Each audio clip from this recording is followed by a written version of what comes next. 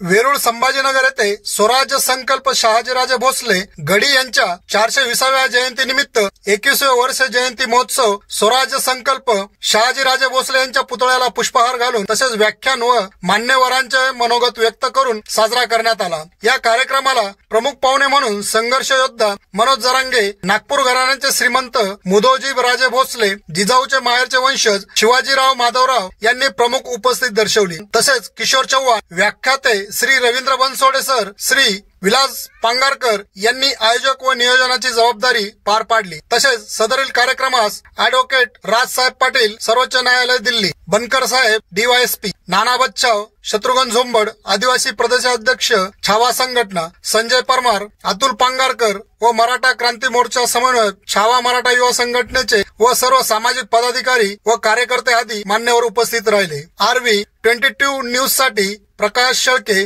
Nandur Shingote, Sinnar.